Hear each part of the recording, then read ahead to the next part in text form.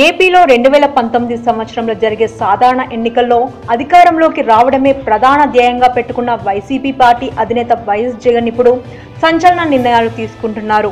ఇప్పటివరకు ఏపీలో ప్రతిపక్ష పార్టీగా వైసీపీ పార్టీ అధికారమే లక్ష్యంగా మరింత బలోపేతం అవ్వాలని, ప్రజలకు మరింతగా చేరువగా కావాలని నిర్ణయించినట్లు తెలుస్తుంది. అందులో భాగంగానే ఇప్పటి వరకు సభలు, సమావేశాలు నిర్వహించిన ఆ పార్టీ అధినేత వైఎస్ జగన్ త్వరలో పాదయాత్ర చేయనున్నట్లు తెలుస్తోంది. తన తండ్రి దివంగత రాజశేఖర రెడ్డి 2004 ఎన్నికలకు ముందు ఉమ్మడి రాష్ట్రంలో ప్రతిపక్షంలో ఉన్న కాంగ్రెస్ పార్టీని పాదయాత్ర చేసి అధికారంలోకి తీసుకువచ్చిన సంగతి తెలిసిందే. ఇప్పుడు ఆయన తనయుడిగా తండ్రిని ఆదర్శంగా తీసుకుంటున్నారు జగన్. తండ్రి బాటలోనే నడుస్తూ త్వరలో పాదయాత్ర చేయాలని నిర్ణయించుకున్నట్లు తెలుస్తోంది. ఇప్పటికే జగన్ ఏపీలో వైసీపీ పార్టీని అధికారంలోకి తీసుకురావడానికి తీవ్ర ప్రయత్నాలు చేస్తున్నారు. ఇతర పార్టీల నుండి నేతలను తమ పార్టీలోకి ఆహ్వానించి వైసీపీ పార్టీ బలం పెంచుకుంటూ చంద్రబాబుకు సవాల్ విసురుతున్నారు.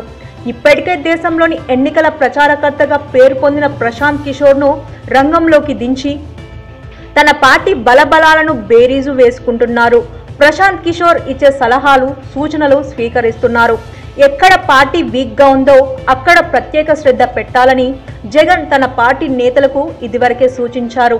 అయితే ప్రశాంత్ కిషోర్ జగన్కు సభలు, సమావేశాలు మాత్రమే పెడితే జనాల్లోకి పార్టీ వెళ్లదని, ప్రజాప్రస్థానం తరహాలో పాదయాత్రను నిర్వహించాలని సూచించారు. ప్రజల్లో తిరుగుతూ, ప్రజలతో మమేకమవుతూ, వారి కష్ట సుఖాల్లో పాల్పంచుకుంటూ వారిలో ధైర్యాన్ని పెంచాలని, తానున్నానని భరోసా కల్పించాలని కిషోర్కు జగన్ సూచించారు. ప్రశాంత్ సూచన మేరకు జగన్ పాదయాత్రకు సిద్ధమవుతున్నట్లు సమాచారం. అయితే జగన్ పాదయాత్రపై ఆ పార్టీ త్వరలో నిర్వహించే ప్లీనరీలో స్పష్టత రానుంది.